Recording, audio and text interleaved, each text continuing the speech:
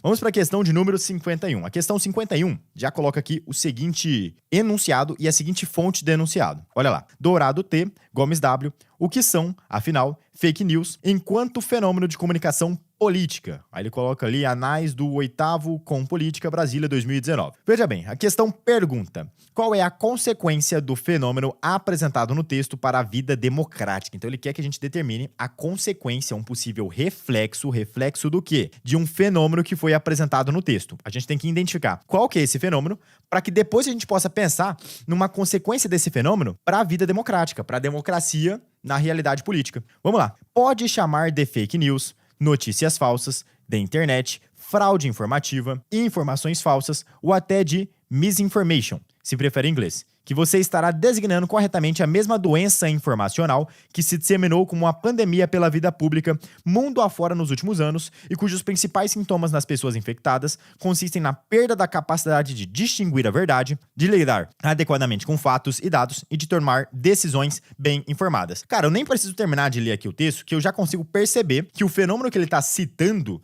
ali dentro da nossa questão é o fenômeno das fake news, o fenômeno das notícias falsas que se disseminam por meio de redes informacionais, por meio especialmente da internet. Então a gente vai ter que procurar, provavelmente, uma consequência das fake news para a vida democrática, para a vida dentro da realidade política. Vamos continuar aqui a nossa leitura só para garantir a leitura completa disso. Sabe-se que o portador do vírus se torna alérgico a fatos e evita a todo custo a dissonância cognitiva, isto é, entrar em contato com informações que não satisfaçam os seus desejos e com relatos que se choquem com as suas crenças. Então ele ainda pontua aqui pra gente no texto que o cara que fica sujeito a essas informações falsas, ele se torna alérgico a fatos, ou seja, se você pega esse indivíduo que já tem uma opinião pré-formada sobre algo e fala pra ele uma verdade, principalmente uma verdade que contraria aquilo que ele acredita ser de fato verdade, ele vai muitas vezes não aceitar isso, ele vai muitas vezes apresentar uma recusa diante disso. Ok, então qual que seria uma possível consequência disso para a vida democrática? Letra A. Prática da censura? Não. O fato de existirem as fake news não vai fazer com que necessariamente você tenha a prática da censura. Observe que, em um outro contexto, você até pode pensar que a censura pode ser uma consequência da fake news,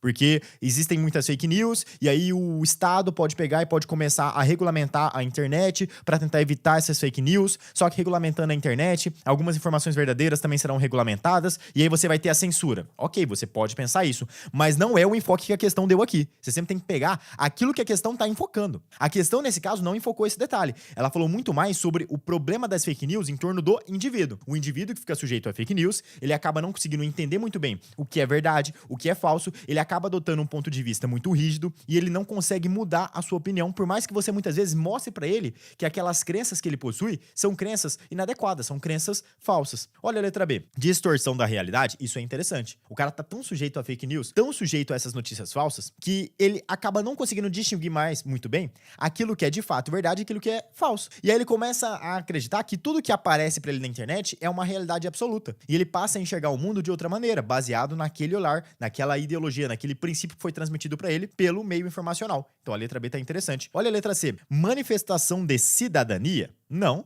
até porque, cara, a manifestação de cidadania não depende da disseminação de fake news. A cidadania é manifestada por outros princípios e até antes do surgimento das fake news, você já tinha o princípio de cidadania, sendo algo que, em tese, era assegurado aos indivíduos. Letra D. Regulamentação das condutas? Também não, porque o que seria regulamentar condutas? Seria você, por exemplo, criar uma lei para restringir o comportamento, para você restringir a ação do indivíduo. E aí entra muito na lógica da letra A. Você pode até pensar que as fake news podem levar a uma regulamentação das condutas, podem levar a uma prática de censura, mas isso não é uma consequência que o texto enfocou, não é um detalhe, uma possível reverberação desse problema que foi destacada pelo texto. Então, como o texto nem sequer chegou próximo disso, a gente nem vai pensar em nenhuma dessas duas opções. A letra E coloca fortalecimento das instituições. Cara, também não faz sentido. Na verdade, é até um enfraquecimento, porque à medida que você vai transmitindo essas informações falsas, você vai enfraquecendo algumas instituições, inclusive instituições que teriam um caráter sério na sociedade, voltadas à transmissão de determinadas informações, fazendo com que outras instituições, que muitas vezes propagam essas informações falsas, ganhem mais credibilidade. Então a melhor opção pra gente seria a distorção da realidade. Essa seria a relação mais adequada aqui para esse nosso texto. Questão 51, a alternativa correta, letra B. Observe uma coisa, existe aqui o termo cidadania, tá? Esse termo aqui é interessante que vocês guardem ele, porque vocês vão perceber que ele aparece bastante nas provas de vestibular. A cidadania diz respeito ao quê? É um conjunto de direitos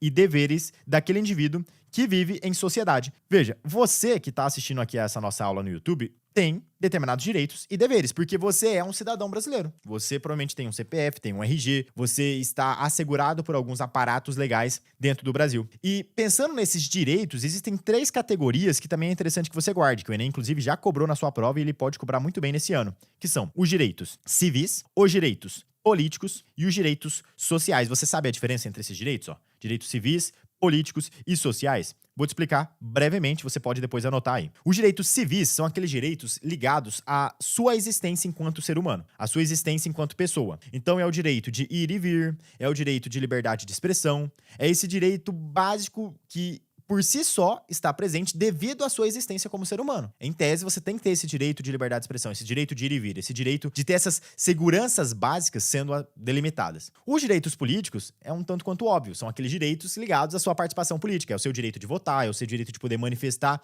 a sua vontade em um plebiscito, em um referendo, nas ações políticas, nas decisões políticas que o país toma. E os direitos sociais são aqueles direitos que, inclusive, são até mais recentes do que os civis e políticos, e têm relação direta com conquistas mais ligadas ao século XX, ao século XXI.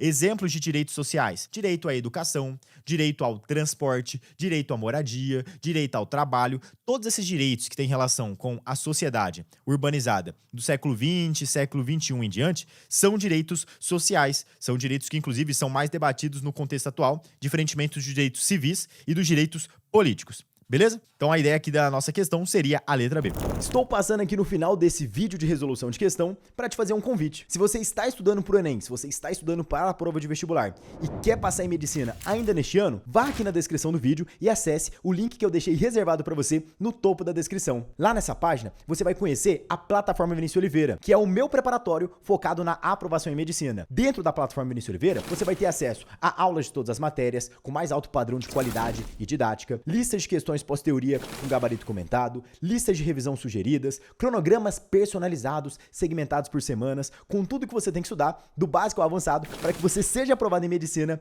ainda neste ano. Não perca mais tempo. Vá aqui na descrição, toca no link, conheça a plataforma Vinícius Oliveira, torne-se meu aluno e garanta uma preparação de altíssimo nível que vai te trazer muito mais resultado para que você passe na faculdade ainda neste ano.